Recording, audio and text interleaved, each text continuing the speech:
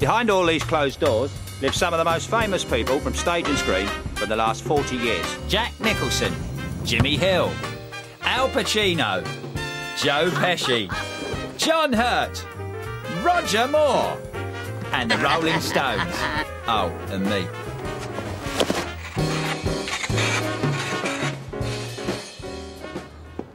You see this caravan here? Len McMonotony lives there. He's the gardener. I got a call from Al, and he asked me to be the vicar at his wedding because he didn't like the vicar that was there. You're out, Vic. Out? You're out. I can have anyone I want. And the priest I want is not a priest, he's a gardener. Gets his hands in the earth, where they belong, not patting the butts of choir boys. Oh, that's outrageous, boy. I've never been so insulted in all my life. Okay, well, go be outraged someplace else. I got a wedding to arrange. Honey, where's the number for that asshole, Len? Ow. We have to discuss who's going to be the best man. My dear Roger, I would be honored and indeed delighted if you would accept my invitation to be my best man at my forthcoming wedding. Al, great honor. Jack, there's no one else I can ask to be my best man. I always remember the first time I met Al, he said to me, you're the bloke who does that football on the television, aren't you? Is it? Hang on. For the laughter. Put that down. Yes. And then I said, yes. Well, it depends what you mean. I told them all to buy rings, and I'll decide on the day. Oh, God. Hank, why does alcohol always make you so depressed? Hello, John. I mean, you know, they're always laughing in those beer adverts, aren't they? Something nice to smoke. What? This will take the top of your head off. Certainly not. I'm touching that shit. Listen, Oh, why not? Give it to me. I'm playing a junkie in my next movie. Call it Homer. It's good. It's very good. Very good. You see? Al, would you mind telling me why you have asked everybody in the street to be your best man? When I wanted to be your best man, here, I've even written a nice little speech for you. Ladies and gentlemen, when I first met Al Pacino, he was only 54 years of age. Mike. He was coming to terms with the... What? There's an organic process to this wedding. I'm still casting around for the right guy. Look, Al, if Joe Pesci is your best man, there will be bleating carnage if people don't laugh at his jokes. And blatant carnage if they do. Joe is not wide for the part. Well, I'd hate to be there when you tell him. Mike, listen. People are going to go crazy when they see me. I'm so well loved. I need you to help with security. Here, try this cap on. Al, I am not putting that cap on. You're making a monkey out of me. I am going to do nothing for you. Nothing. In fact, I might not even turn up. Never lose your temper. You cloud your judgment. And don't give me no more of that Godfather bollocks, because I'll cloud your bleeding judgment. Why am I upset? It's his bleeding wedding. Funny, isn't it? Have you ever noticed how weddings brings out the worst in people? I don't know why they bleed and bother. Anyway, I have got another scene to shoot. Here. We're just about to do the scene where the Texas oil magnate comes into Stoke Poges to drill for oil on land that belongs to the Duke of Devonshire. We've had a bit of a hitch, actually. Joe Don Baker, who was going to play the part, has had to pull out at the last minute. Anyway, Jimmy Hill has agreed to step in and do the job for me. He assures me he can act. Fingers crossed, eh? Right, quiet on set, everybody. Right, now, Jimmy, your motivation. Yes. You are the Texas oil magnate, Hoss McLean. You will stop at nothing to get one over on the Duke of Devonshire. Right, so I'm a magnetic oil Texan man who has lost all his oil on Joe's house. Yeah, something like that. Right, OK. We're rolling. Are we running? We're rolling. Up to speed? Speed now, go. Right. And action, Jimmy. Howdy, partner. My name is Hoss. Is it McLean or McNabb? Cut. All right, cameras come. Right. All right, lads. I think what we'll do is, we'll do the reverse on Joe. Oh, you want me to reverse into Joe? Go backwards? No, you chin prick. Go and stick a bacon sandwich up your ass. The part I want to do is this one here. The Duke of Devonshire. What? Hey? The Duke of Devonshire? Yeah, why not? You're having a bleeding laugh, ain't you? No, I don't want to wear +5s, gaiters, and a monocle the size of a kitchen window. And action, Joe. Well, I must say you have a confounded cheek, sir, don't you know? Eating your tea out of my bone china cups and lecturing me upon what oil I might invest upon. Well, then they're all righty now. I hear there's a whole river of Texas tea running, you know, under your land, like black gold at the end of the day. Good, Jimmy. Hey, Mike, I assume I'm supposed to be in a fucking coma while all this is going on, right? Cut! I think this scene needs a rewrite. Oh, you bloody Dutch, you're so weird. I mean, can't you tell that when I'm stoned, I need something normal? I need something normal to hold on to. Listen, You're about as abnormal as anybody. You are wanting normal? I'm giving you normal now. Give me normal. Listen, imagine this. Yeah, what? Imagine I remember Mahatma Gandhi chasing a very small antelope around with a spatula in the park. This is very good. This is very good indeed. You know? Now, don't laugh. This is good stuff. And what you thinking? Helmut Kohl. We should have written a script Helmut ages Kohl ago. with very big industrial underpants on. Now you're being silly now. The first Screaming thing, like a baby. go back to the antelope. That's a very good idea. I like that now. Oh, Kirst, you look lovely. Oh, Biscuit, it's a lovely colour to get married to. Oh, thank you, Eileen. I mean, what could you say? It was a girl's wedding. I mean, you can't say you look awful, Kirsty. You look embarrassing. Have a lovely wedding. Oh, do you know, everybody in the street has been so accommodating. Jimmy, he's putting up Marlon Brando. Oh, he likes being boiled to death, does he, Marlon Brando? Oh, hello. You must be Marvin Brandy. Look at Dustbin Hoffman in the front bedroom. All right. And Christopher Walken's in the loft. And I've got Matt Dillon on a Lilo in the scallop. Oh, I'm ever so grateful, Mrs. Huggett. Right, there you go, Marlon. There's a nice glass of sherry.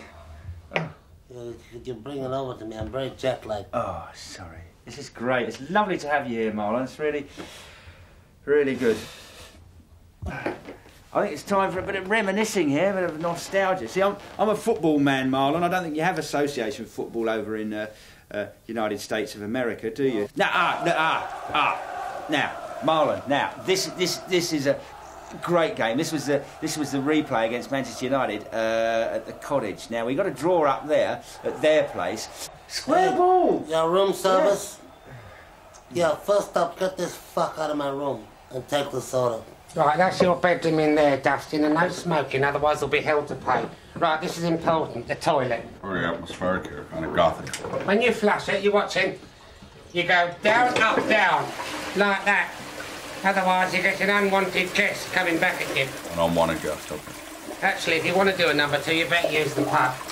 Where's the shower, Mrs. Huggett? If you want a shower, boy, you better pop down the YMCA. But if you do want to take a bath, you can only fill it up to 3 inches, otherwise the ascot gets buggered. In fact, it is buggered. I remember when I was working on Midnight Cowboy, and, you know, to get into character with Ratso Rizzo, I lived in the drains for about a month. But, thinking about it, that was kind of 5-star. I mean, I did call him a sort of a standard little 4x2 at one stage, it has to be said, you know. And that sort of broke up the conversation a bit. I want 4 lobsters on the shell. Don't bother to kill him. I'll do it myself. Bobby Robson came in and he scored the most marvellous Now goal the I've main ever course. seen. You ready? Robbo used to be You able to take do a these bullet. great runs from deep. You And broil then I had it to pick like the you would a ball chicken, then you and, surround it with and, plain Hainsey boiled was there, and I rice. was doing it over You that. smother it in clotted cream. Hainsey, If it doesn't Hainsey! thicken up, you Square stir in a ball. few. As you can see, me and Al patched it up. He phoned me last night on his bended knee. Yeah, I'm surprised he could reach the phone.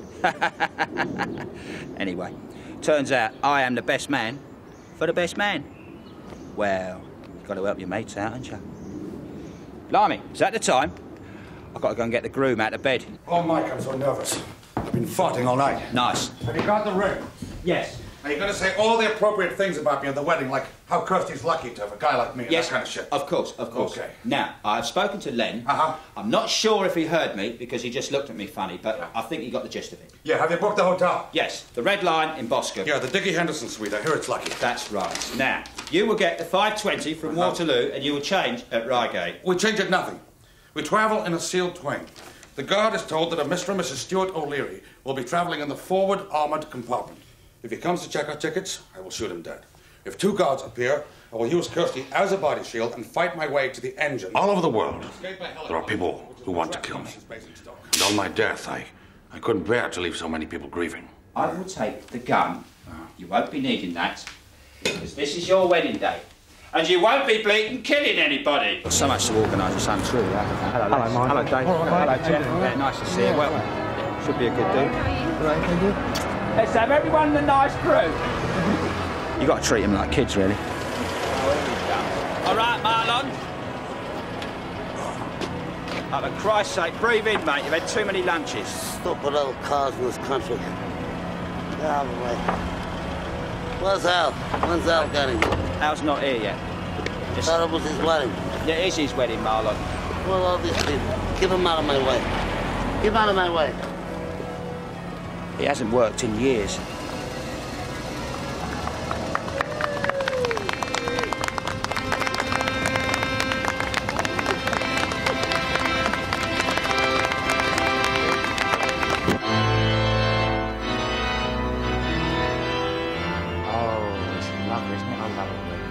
Look at Al, he's small, isn't he?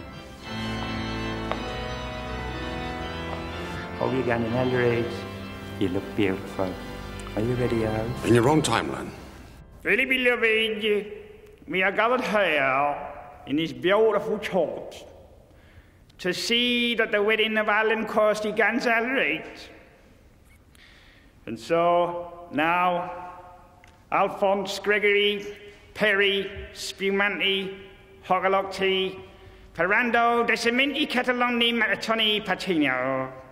Do you take Catherine, Mary, McGonigal, Lennox, Dumpling, Simpson, Hurst, Moore, Peters, Charlton, Styles, McFadden, to be your awful weedy wife? I do. Catherine, Mary, McGonigal, Connolly, Schubert, Wisbeach, Wattapatta, McFadden. Do you take Alphonse, Crindo, Clandy, Mix, Fung, Huddlingbada, Pacino to be your awful leaded husband? I do. Stop. This wedding cannot continue. Mr. Pacino is married already. Al, what's going on? Kirsty, I tried to hide the truth from you. What truth? But the truth will out. Come, all of you. You will meet my wife. But I'm your wife. Right, gentlemen, you will meet my wife. What is it? Bertha Pacino. Half Creole, half Felicia Beacon. Married through 7 generations. She's got 6 fannies, 3 tits, and 5 assholes. I didn't know whether to fuck her or play her at the Edinburgh Tattoo.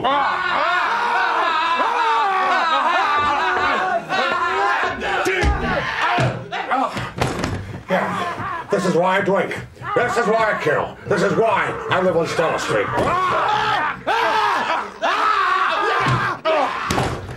Just to get a little peace. I'll never forgive you, Al. You bastard!